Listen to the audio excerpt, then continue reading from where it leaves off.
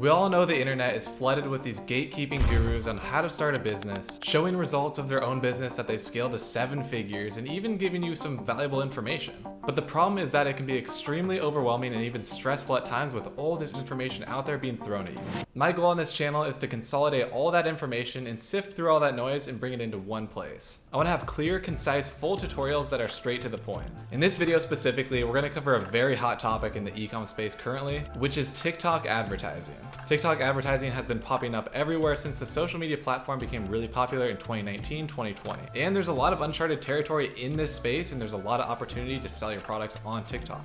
In this video, I'm going to show you a full start to finish guide on everything TikTok and everything that you need to actually make creative and converting ads. We're going to walk through the 4 pillars that I found of what makes an ad creative on TikTok really engaging and converting. Then we're going to walk through the entire TikTok ad platform and go line by line explaining everything. I'm also going to give input on how I run my ads on TikTok and what's been successful for me. So you can literally just copy and paste it if you want. It's a very simple strategy that can work at any budget level, and you can also use it to scale or even test your products. But first, as always, let's do the giveaway for this week's video. For this giveaway, I'm going to give away a custom built Shopify website made by me personally and my team at Ecom Remastered. This website is going to be built on a highly converting theme. It's a premium theme, and also it's going to have 10 winning products already loaded onto it. I cannot tell you how much this is going to shortcut your dropshipping process, because building a highly converting website can take hours if not days, and it might not turn out the exact way that you want it to. So if you want to cut out all of that and get this handed over to you, all you have to do is leave a like, hit the subscribe button, and then also leave a comment down below. It could be anything at all. Now, if you don't win the giveaway and you still want to learn how to build a converting website, make sure to check out my full tutorial and walkthrough on how to build a converting website. I'll have it down below in the description. So good luck in the giveaway, and a heads up that this video that you're about to watch is very high level course material, so make sure to take notes along the way because it's going to be very valuable. Alright, with that being said, let's get right into the video.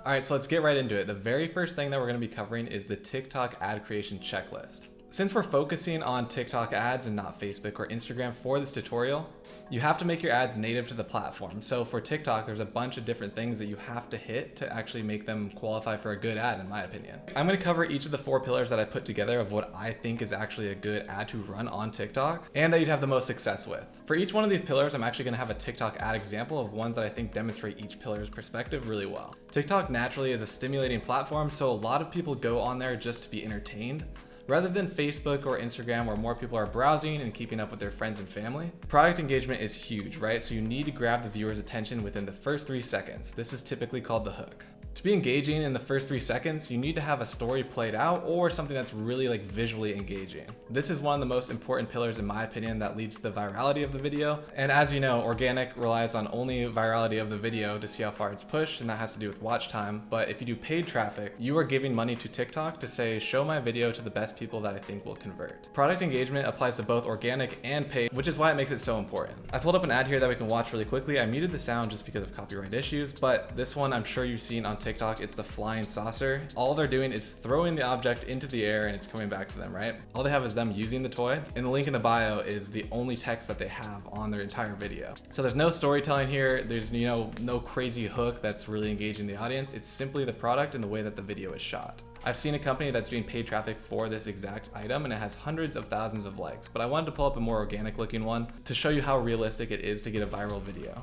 So the next pillar of TikTok ad creation that you really need to focus on is trends. When you're building out a TikTok ad and you're filming it on your iPhone, keep in mind that you want to follow trends that are up to date. I recommend finding upcoming and even current trends that are happening right now. You can follow a bunch of different TikTok accounts where their entire account is all based on trends and sounds and how to get your TikTok videos viral. Those are really good accounts to follow because you can hop on those trends right away. But the only downside of this is that the trends switch all the time, right? So if there's a trend going on like the corn trend, it might be outdated within 2 weeks, and that means that you have to update your ad creatives as well. So there's a lot more frequency changes with the ad itself, and you'd have to really keep up to date with trends and make sure you're on top of it filming new ones. But nonetheless, I think it's a really important piece of what makes a good TikTok ad successful. I pulled up an ad that uses a trend. The problem with this is that I cannot use the audio because, again, it's copyright, but it's a trending sound that's taking place right now, and all it's saying is me. At the end of the sound, essentially. So what they say is, who starts talking, deletes Tinder, gets the ick, gets bored, misses swiping, and re-downloads, right? So they're advertising a dating platform, which is called Tinder. I'm sure you guys have heard of it. but that's why they use the sound and it makes sense, but it's a trend, so it's doing really well. If you look at the likes in the ad creative center here, they have 118,000 likes on this paid ad, 744 comments, and 277 shares. So if you look at the click-through rate, it's pretty good. If you look at the first second, those are obviously accidental clicks, but if you go longer down the line, around the 6-second mark at the end of the video is when people are using the call to action, which is swiping up and re-downloading Tinder. And having this video only 6 seconds long really helps as well, because they're watching it all the way through, and you can tell that because the click-through rate at the end is very high. The click-through rate, it says at the end at 6 seconds, says 100. So that either tells me that there's a reporting error here, or that people are watching it more than once and clicking throughout the second time, which is most likely the case. All right, the next pillar that is extremely important when you're creating your TikTok ads is marketing angles. I talk about marketing angles all the time. I personally think that you can really sell any product that you want as long as you have a really good marketing angle. I like to use Liquid Death as an example all the time. They're just selling water, right? So they've just repurposed the can to make it look edgy, cool, metal, and they advertise it to people that ride BMX or pro skateboarders or musicians. So their marketing angle is just targeting the edgy side of people that drink water, and everyone drinks water. And they built up almost $1 billion company just repurposing and remarketing water. But to get a good marketing angle for your specific product, you first have to identify your ideal customer. If you don't know your ideal customer, you really have to take a step back and look at it from an outside perspective of who would want to buy this product. And more importantly, once you identify your ideal customer, you have to think about how they would want to be advertised to. And you can't think about this internally, you have to think about this externally. You could probably do something like surveys or ask friends and family that are in that niche or interested in that niche to see how they'd want to be advertised to, which is why I always recommend you pick a niche that you're somewhat passionate about or have an interest in. Because then you can start looking internally and say, how would I want to be advertised this product? And if you're the demographic of your ideal customer, then you could easily come up with new marketing angles of ways that you'd want to see it. All right, so I pulled up another ad, and again, it's muted because of copyright, but the ad for this product is a machine to help you with your period pains, right? That's a very strong marketing angle because, you know, half of the people on the world are women and typically get periods. This marketing angle is not the best marketing angle, but it's very straightforward and a good example because it's strictly targeting a problem and then offering up a solution. Like, I don't know exactly how this product works, but I could imagine it could be marketed in other ways too, because I think it's like a heat massager thing. So if you have lower back pain, you could also market the same product in a different way. But you're obviously not going to create an ad that talks about period pains if you're advertising to people with back pains. That's a great example of how you could take your brand different angles based on marketing angles. So this ad's not even a paid ad, it's an organic ad, and it's got 14,600 likes on it. It's also got 170 comments and 214 shares, so the ad did really well. Again, one of the same variables that we saw in the previous ads is this ad is only 7 seconds long, so it's getting a really high watch time. It's really good to have videos on TikTok, advertisements or not, that are between like 7 and 30 seconds. Because after that, people get a little bit bored unless you're telling a really long story or it's like one of those movie scenes that people watch all the way through. But typically, if you're advertising a product, you want to keep it in the range of 7 to 15 to 30 seconds, somewhere in there. All right, the next pillar on my checklist of a good TikTok ad creative is testimonial style, which is UGC or user generated content, or quick clips. And I'll explain the two really quickly. So UGC is user generated content, which I just mentioned, but what it entails is really just taking videos on your iPhone and using that as the ad. So it's not a professional camera setup, it's no studio, nothing like that. And typically UGC content ads are kind of filmed in like a selfie style, and they're reviewing the product, saying how much they like it, and that they recommend buying it. Why I think that UGC does really well right now on TikTok is because it's so native to the platform. TikTok is full of people taking selfie videos and doing the trends or whatever on TikTok, right? And it blends in perfectly. So if you see an Instagram or Facebook style ad on TikTok, it really stands out and it's immediately identified as an ad and people just swipe right past. And the second portion of this pillar is quick clips. So if you're not having UGC style content for your advertisement, quick clips is really something that will keep the audience engaged. Mr. Beast is a great example of this. If you've watched any of his videos, he cuts the frame every 3 seconds or less. This tells the viewer to reanalyze and put their attention back on the screen to see what's going on in the situation now. So for example, if I started this video right here and then all of a sudden I'm outside of my balcony, you're gonna look around in the background and be like, wait, what's going on? Why is he out here? It's gonna re-engage the viewer and really increase the watch time. This is a psychological marketing type of trick, but it works really well with TikTok since the viewer's attention span is typically lower. Hey guys, taking a quick break to announce the winner of last video's giveaway. The winner is A. Giardino, and if this is you, I'm going to be reaching out to you to give you your prize. Now, if you still haven't entered this week's giveaway, you can still do that by liking the video, hitting the subscribe button, and then leaving a comment down below. Alright, congratulations, let's get back to the video. All right, so now that we've covered what actually makes up a good TikTok ad, I'm gonna go into the TikTok Ads Manager and show you exactly how I set up my campaigns, and I'm gonna cover every single thing that's in here. So if you're wondering what any of these buttons mean when you're setting up your ad campaign, I'm gonna list out what it means and what it does to your ad campaign, but I'm gonna leave on the recommended settings that I use. So when you're in your ad campaign manager on TikTok, this is what it looks like. You're gonna go over to create. So you're gonna set up your first campaign. All right, so once you're in here, you land on the first page of options, right? So it's advertising objective. There's awareness, consideration, and conversion. You really are never going to use any of these other ones except website conversions. This is because I'm assuming that you're running an e-commerce business and you're not promoting an app, or you're not trying to get lead generation for like a solar panel company or something. If you are, that's the consideration section, and the awareness is just reach in general for your brand. But like everyone here probably wants to do is get website sales. So we're gonna go down to website conversions and click that. Here it'll bring you down and you're gonna rename your campaign. So I'm gonna say example, TikTok ad setup. Special ad categories. This applies for anything that is government related, political, stuff like that. You don't have to worry about this unless you're running like campaign ads for like a political campaign. I don't recommend that, and I don't have really any knowledge on that, so can't help you there. But if you're doing products, do no categories declared. Creating a split test. This is actually a helpful tool that TikTok has implemented.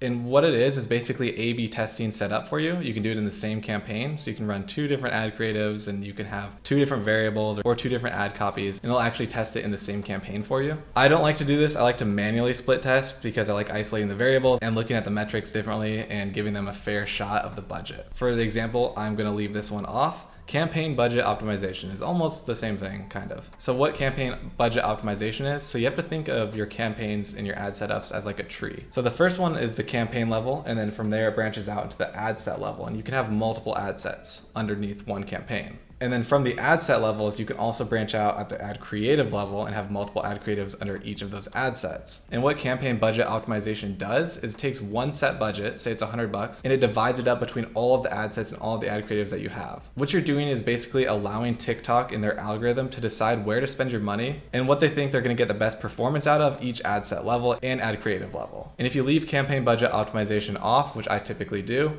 it naturally puts it at the ad set level budget, or ABO. So going back to our tree, at the campaign level, if you have CBO off, there will be no inputs on the first screen right here for a budget, unless you set a campaign budget because you want to limit it because you have a certain amount that you want to spend, but you still can do this at the ad set level. So again, if campaign budget optimization is off, it'll take each individual ad sets and their budgets and spend them accordingly. I personally think this is a more fair test, especially in the beginning, because it's giving each of these ad set levels that you're testing a fair try. So if you have a $100 budget and you're doing an ad budget optimization, you could have 4 different ad sets going, and it would have $25, $25, $25, and $25, and it would spend them evenly across the day. But I'll get into the ad set level after this, and I think it'll make a lot more sense. So for the sake of this, and what I would do if I was setting up my TikTok ads, is I would leave campaign budget optimization off for now, and I would also have no set campaign budget. This is the first entire page. There's not much on this one, so we'll hit continue. Now you're on the ad set level. They call it on TikTok the ad group level, but it's really the ad set level. Here you can rename it if you want to. If you have multiple ad sets and you're testing different variables, this would be a good place to name them so you keep it organized. For this one, we'll just put example 1, right? We're gonna have 1 ad set level. Now you come down to the section that says website, and it's TikTok instant page and then external website. TikTok instant page is an optimization event. So when people swipe up or I guess click on your ad on TikTok, it pulls up a page that's optimized for TikTok. It's not your URL, but it is optimized for TikTok, and they do claim that it has faster speeds than if they were to exit the app to go to your website. I personally don't use it. I don't think that they convert really well. It almost makes it a lot easier to exit out of the ad, in my opinion. External website would be when you click on the ad, it'll actually take you to your external website where you're advertising the product. We're gonna leave it on external website because that's what I like to do. For your TikTok pixel, you are gonna want to add this on here and make sure that you have one set up. If you don't, all you have to do is to go into assets, and then you go into events, you set up your pixel and link it to your Shopify store. It's fairly simple, but if you don't know, the easiest way is actually to go onto your Shopify store, add the TikTok app, and then sync it to your TikTok business account, and they'll walk you step by step exactly how to link your pixel. It's super easy. Now for the optimization event, you want to get sales, right? You want conversion campaigns. So you can select an event that your pixel is wanting to record the most of, or essentially has a priority. For the optimization event, you want to hit complete payment because it's going to be trying to get as many people as possible to pay. And if you do something like view content, TikTok is going to optimize within its algorithm to show it to people that are just viewing the content and not necessarily people that purchase products. So always make sure when you're running a conversion campaign and your goal is to get sales to do complete payment. Next, this brings us down to the placement section. There's automatic placement and then there's select placement. The only difference is when you go under select, there's TikTok and newsfeed apps, which is Buzz Video and Babe. I don't know what that is. And there's Pangle. I also don't know what that is. But I like to leave them on automatic placement because I think even if it spends some money on Pangle or Buzz Video, although I don't know what it is, it's probably giving you really cheap traffic, and I'm okay with that. Because 99% of the time anyway, it's gonna be paid towards TikTok. So if you go down to advanced settings underneath the placements, there are some more options. There's users can comment, they can download the video, and video sharing. If you are drop shipping or running an e-commerce store, you typically would want to take off video download. And the reason behind that is because there are so many people that steal TikTok advertisements and repurpose them for their own ads, or they run them on Facebook and just steal your content. You don't want that happening. I leave on video sharing so people can share the video to their friends and hopefully results in more purchases. And user comment is another one, and it allows people to comment or not be able to comment on your advertisement. I like to leave it on. I think it's good to get additional comments on your TikTok ads because it looks like people are actually engaging with it and maybe they've purchased before. And all around, I think it helps push the virality of the video. Because on TikTok, if you get more comments on your video, they like to push it further. Going down to the creative type. So you can do automated creative optimization. It creates multiple combinations of creative assets, including video and text. This isn't bad to do. I personally don't like doing it, but if you're wanting to test different videos, add text, add copy, this can be a good place to do it because it helps you optimize it essentially a lot faster. But I believe if you put this on, it allows TikTok to make all of those decisions, which I don't really like doing. I think that I can advertise better than TikTok and know what videos to put first and test. I think TikTok, Facebook, Instagram, and their algorithms do a really good job of targeting, but I like to take control in terms of the creative side. Now this comes down to demographics. So for here, it's pretty straightforward. It's pretty much everything demographic related. You can choose United States or multiple different locations. This totally depends on the location of your business TikTok account. If you create this account in the United States, you have all of these options to advertise to. If you say make your TikTok ad account in Australia, you might only be able to advertise to people in Australia and New Zealand. So it really depends. And this is why a lot of people go towards the route of buying TikTok accounts that were built in the US so they can advertise to US citizens, which typically in the US, we have a high consumption rate and a lot of capitalism, so people like buying here. Once you select a couple, I usually do Canada and the United States. You can go down then to languages, which I leave at all. And gender, this is super dependent on your product. If you have a product that's very marketed towards women, such as that period relief device, then you would obviously want to click on female. But you could also test the theory of marketing it to males, getting it as a present or a gift for a female, right? But most likely you're gonna wanna choose female for that specific product. Ages, this also depends on your product, right? So if you're selling something that is very enticing to 55 plus, you're gonna wanna only click 55 plus. But I'll let you use your own judgment based on your products, right? Of what age group you think would convert the most. But I will warn you, the higher that you go on the scale age-wise, the higher the cost it is to advertise to those customers. 13 to 17 is extremely cheap to advertise because there are so many of them on TikTok and they watch a lot of content. But someone that's 55, one, there's not as many people that are 55 on TikTok, and they probably don't go on TikTok as much, which makes it more expensive in the end to advertise to.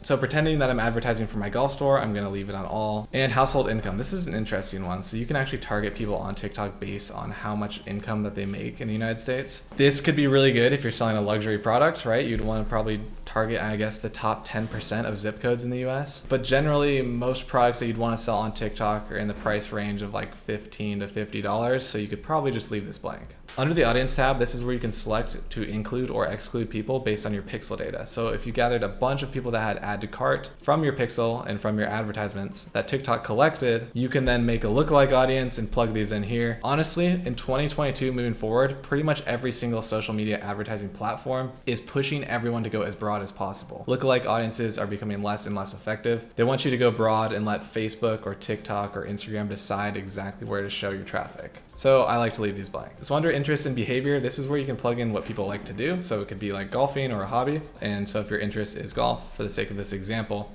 this would be a good interest to target. I think that targeting on TikTok is more important than targeting on Facebook and Instagram. Facebook and Instagram really like you to go broad and have like almost no interest because it limits the audience size and the pool of people that they can target with your ad. They want you to let them decide on the right customer. But for TikTok specifically, I do still think it's good to add 1 or 2 interests. So I'll leave golf in here because I know if I'm advertising a golf product, they will be watching a lot of golf videos. And another point to make is that TikTok is very intuitive on what you like to watch. watch. If you're on TikTok and you haven't noticed, they pretty much know exactly what kind of videos you want to see. There's other fields that you can change here, which would be adding behavior, like how many people watched till the end, liked, commented, shared, last selected a time period in the last 7 days or 15 days where they watched a lot of videos till the end. I don't like to use this because it does really limit on who TikTok can essentially target. Another behavior is if they followed or viewed profile with certain creators, which can kind of be interesting. It's a nice tool, but again, I think going broad in 2022 is a lot better, so I do leave these blank personally. And same thing with hashtags, right? So you can plug in certain hashtags that people follow. This one could be useful as well. You could put in golf here for the example, and it would make sense because if people are following the golf hashtag, they obviously are interested in golf. Now we move on down to device. So there's targeting expansion and not expansion. So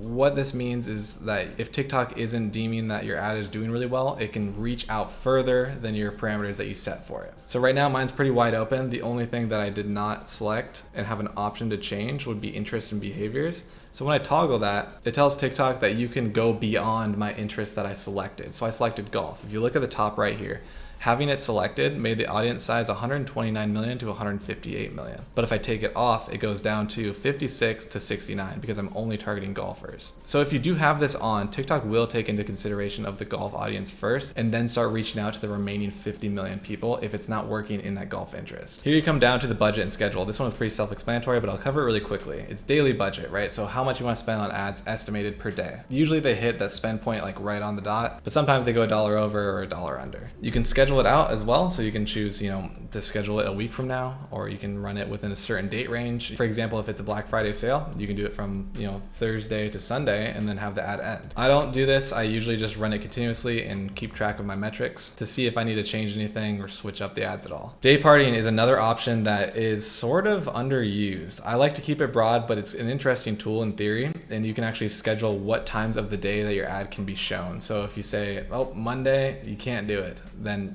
TikTok won't spend money on Monday. Again, I don't do this, but it's an interesting tool if you want to play around with that. If you had a really specific niche or product that required a time zone for some reason. For bidding and optimization, you want to leave it as conversion. Make sure you have it on conversion. Otherwise, you're going to get a lot of lower quality traffic. And your bid strategy, you're going to go with lowest cost because cost cap never really worked for me. I know people have had some success with cost cap and it's an estimated conversion rate. And you say, TikTok, I don't want you to spend more than $13 to get someone to purchase. A lot of the times it doesn't work. I've seen people have success with it, but me personally and a lot of other people, it has not worked. So I use lowest cost. And you can't really do anything besides the advanced settings on here because they're billing it per impression. After we've got all this figured out and you catered it directly to the niche that you're in, maybe some interest targeting, you're gonna go and hit next. To recap really quickly, we've got the campaign level, which the options there are mainly the campaign budget optimization or not. And if you want a conversion campaign or a different campaign. At the ad set level, which is one below, it's gonna be the one where you're targeting people, you're gonna do certain interests, maybe certain ages, and that's where all of that takes place. And now we're on the third step down, which is the ad creative level. This is where you're gonna upload your video or image to TikTok, which is gonna be the ad creative that you actually run. Here you can set the ad creative name. If you have multiple ad creatives that you're testing, you should name them different things to keep track. And then you set the custom identity. So for this example, I've been using the golf source on the same Moly Mondays as the ad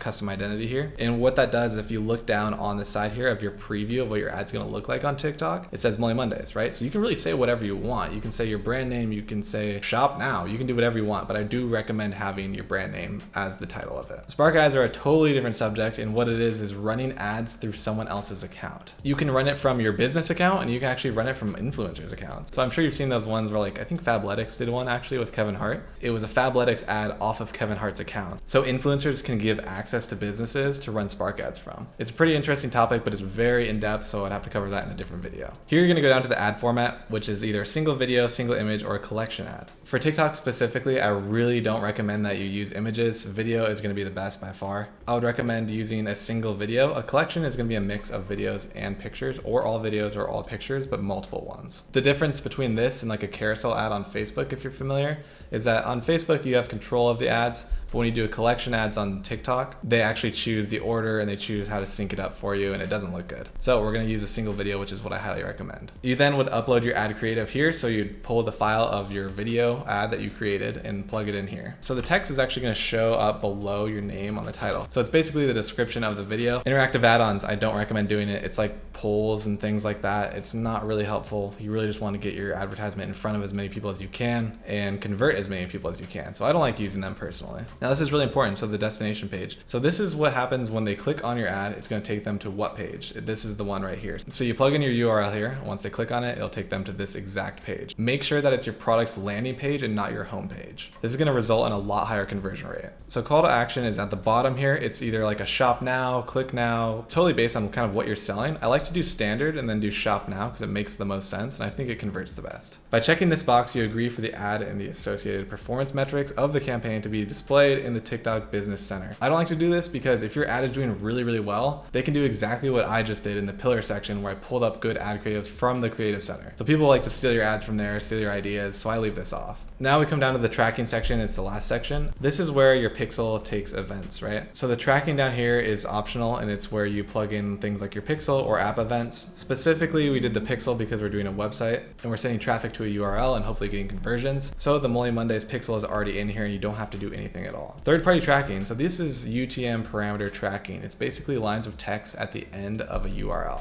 If you do UTM parameter tracking and URL tracking, it does help out with attributions. So on the back end of Shopify, you can see exactly the link that they clicked on or where the ad came from. This is pretty helpful if you're running a ton of ad creatives on different campaigns. But if you're just going for one and you're testing your products, you don't have to do this. That's the last field, and then you just go down and hit submit and your ad will publish after it's reviewed by TikTok to make sure it's meeting all the policy guidelines. So now we've covered the pillars of what makes a good ad creative, and we've covered the TikTok ad strategy setup of exactly how I would set up my ads and what I've had success with. I would like to show you some of the ads that I've ran and the metrics. So I'll pull up these metrics and I'll actually analyze them in front of you and tell you what each thing means. All right, so once your ads are up, they're published, they're running, you're gonna wanna look at some of the metrics to make decisions based on how the ads are doing. And to get there, you're gonna go to your campaign and then it's gonna show you all of the campaigns that you've been running for each of your individual campaigns and ad sets and everything. The tree that I was talking about for the campaign level, the ad group level, and the ad creative level is all right here, and you can look at each of the metrics differently. So the columns here are budget. It's what shows up of how much money you're spending daily.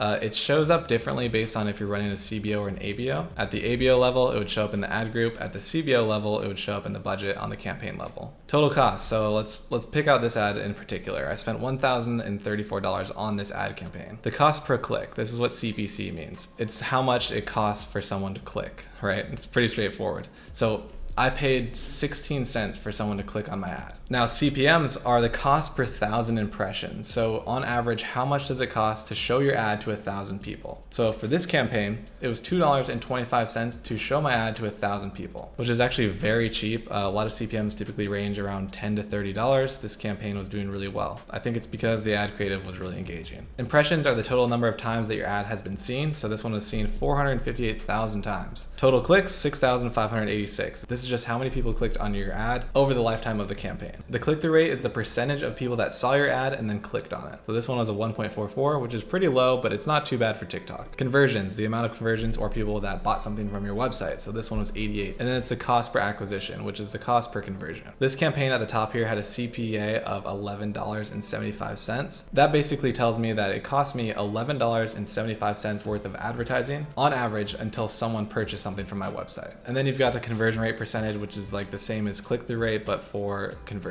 So those are the main metrics that you want to look at when you're analyzing your ad creatives. But I want to talk about the most important ones. So I really think that cost per link click, which is CPC, CPM, and obviously your conversion rate or the cost per acquisition is the most important out of those. Or the CPA, which is the cost per conversion. I think that those are the three most important. Now this is different for every interest. Now this is different for every industry. It depends on the fucking fire truck. Now this is different for every industry and it depends on the price point of your product as well. So you have to make educated decisions based on your break-even point of your product, what it costs to advertise, what it costs to ship your product, and then what you're selling it for to see if you're profitable. For example, if this cost per acquisition was $11.75, if I'm selling a $50 product, that's a really good cost per acquisition. That means my selling point was $50, so my revenue is $50, minus $11.75 for the advertising cost, minus some Shopify fees and then the product cost, and whatever's left over is the net profit.